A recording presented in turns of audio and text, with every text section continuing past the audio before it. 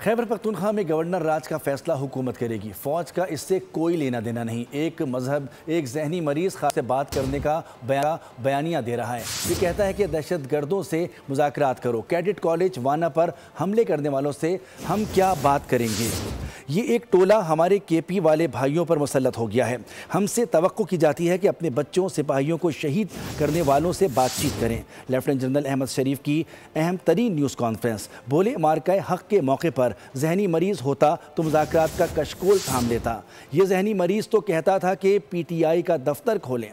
सवाल किया कि क्या पाकिस्तान की सिक्योरिटी ग्रांट दिल्ली और काबुल से ली जाएगी।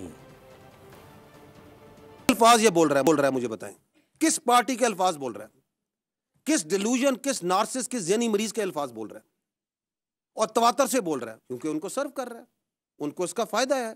ये कौन सी सियासत है कि जी ये हमारा आईनी हक है, हमारा कानूनी हक है कि हमें मिलवाया जाए, हम ये सोचा कि ये बातचीत जो है पूरी दुनिया तक पहुंचाएं और तवातर से पहुंचाएं कि खारजियों से बातचीत करें, हमले ना करें, ऑपरेशंस ना करें, इंटेलिजेंस बेस्ड ऑपरेशंस ना करें, स्पेस दी जाए खारिज को।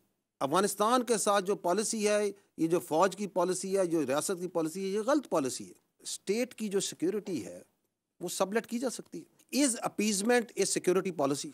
क्या पाकिस्तान की सिक्योरिटी जो सी है वो काबुल के रास्ते से ग्रांट होगी? क्या दिल्ली ग्रांट करेगा पाकिस्तान की सिक्योरिटी को? इस जहनी मरीज की मंतक पे चले हैं तो ये जहनी मरीज की मंतक के मुताबिक तो 6 और 7 मई को रात को जब हिंदुस्तान ने हमला किया, आपकी मसाजिद पे आपके बच्चों को शहीद किया, आपके मदारिस पे हमला किया, आपकी ख़वातीन को शहीद किया, तो ये जहनी मरीज़ होता तो ये तो कशकोल लेके बातचीत के लिए चल पड़ता कि बातचीत करते हैं, मसले को हल करते हैं। आपके बच्चों को शहीद करने की कोशिश करते हैं, आपके बच्चे हैं, पाकिस्तान के बच्चे हैं, कबाइल के बच्चे हैं, करते हैं या नहीं करते?